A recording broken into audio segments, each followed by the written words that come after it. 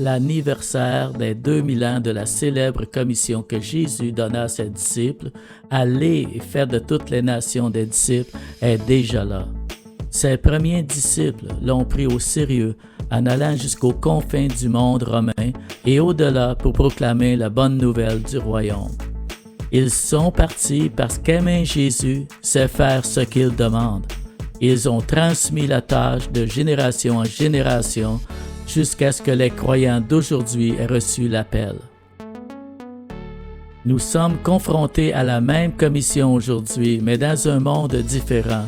Maintenant, la tâche qui nous attend est de 8 milliards de personnes, 8 milliards avec plus de 7000 langues différentes, des cultures, des origines religieuses et des visions différentes du monde.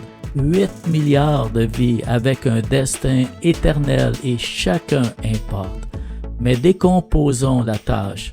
Où sont les gens qui ne sont pas des disciples de Jésus et que signifie vraiment de les atteindre?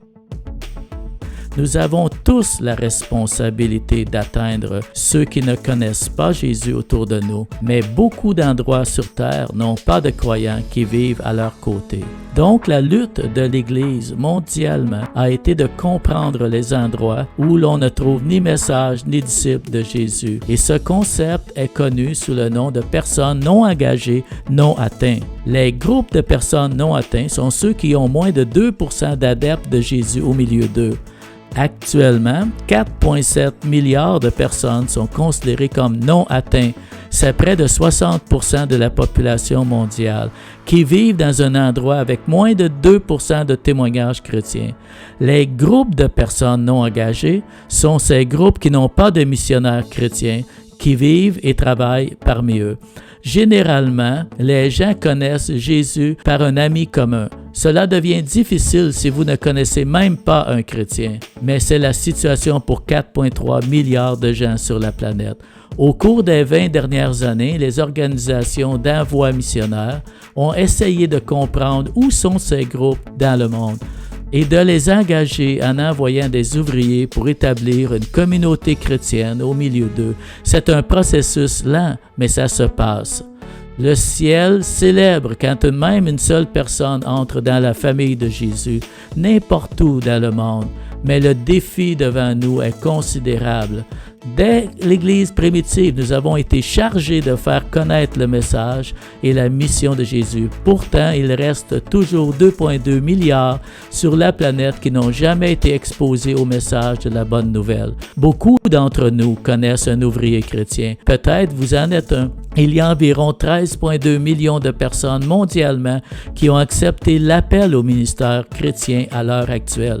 Mais il n'en demeure pas moins que moins de 2% de ce groupe ira représenter Jésus dans un endroit non atteint.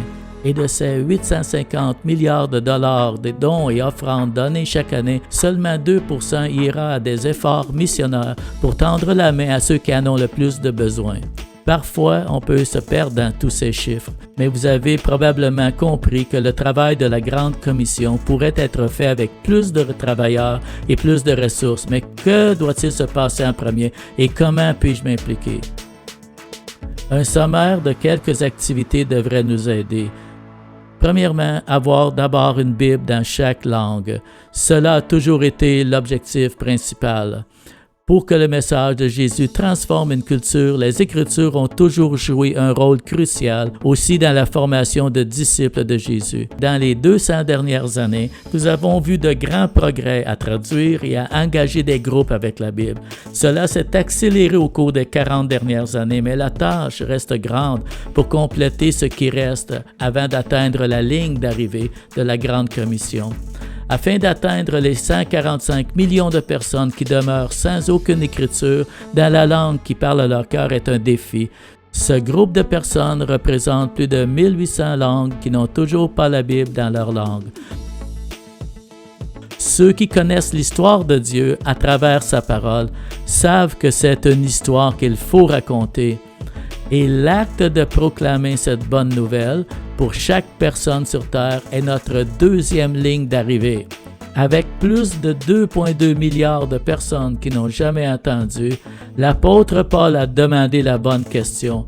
Comment les gens vont-ils croire s'ils n'ont jamais entendu parler? En d'autres mots, un peu plus d'un quart de la population mondiale connaît Jésus d'une certaine manière. La tâche est pour les croyants comme toi et moi qui font partie de ce quart d'utiliser tous les moyens possibles pour atteindre les 3/4 qui n'en font pas partie. Donc, la majorité du besoin est actuellement dans 12 pays sur la Terre qui représentent environ 75% des personnes non atteintes dans le monde. Et 12 autres pays n'ont presque pas accès à la bonne nouvelle de Jésus. Ce sont les endroits où les gens qui ont désespérément besoin d'entendre et de comprendre une forme de la bonne nouvelle.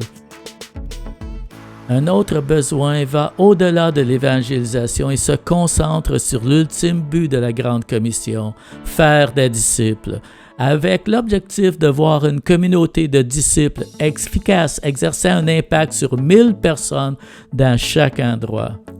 Les partenaires engagés à finir la tâche ont vu une augmentation de plus de 150 000 églises plantées au cours des 20 dernières années, ce qui a aidé plus de 4 millions de croyants à devenir des disciples. Cette augmentation devrait être célébrée, mais un simple regard sur la population des 24 pays avec la plus grande population non atteinte signifie qu'environ 4,3 millions devraient être établis dans le royaume. Le besoin ne se trouve pas que parmi ces nations, car en raison de la globalisation et de l'urbanisation, bon nombre de ces groupes vivent à notre porte, autour de nous. Le défi auquel nous sommes confrontés est de voir un mouvement d'implantation d'églises dans ces populations non atteintes partout sur la planète. Cela peut sembler impossible, mais c'est la tâche restante. Ces nombres sont grands et le temps presse. Un changement ne vient que lorsque des individus se lèvent et déclarent que la cause en est digne. Cela nous amène au réveil missionnaire du passé quand les Moraviens ont prié et vu la lumière et les premiers groupes missionnaires protestants ont entendu l'appel aux missions. Ils sont partis aux extrémités de la terre sous le mot d'ordre que le Seigneur recevrait les fruits de ses souffrances. Mais cela n'est venu que par l'inspiration et le pouvoir de vie de prière et des désirs que les hommes et les femmes partout élèveraient leurs mains saintes en prière et en adoration, ainsi que dans chaque endroit nous atteignons la ligne d'arrivée. Alors faisons un pas intentionnel aujourd'hui pour résoudre ces défis. Jésus est digne, finissons la tâche, impliquons-nous aujourd'hui.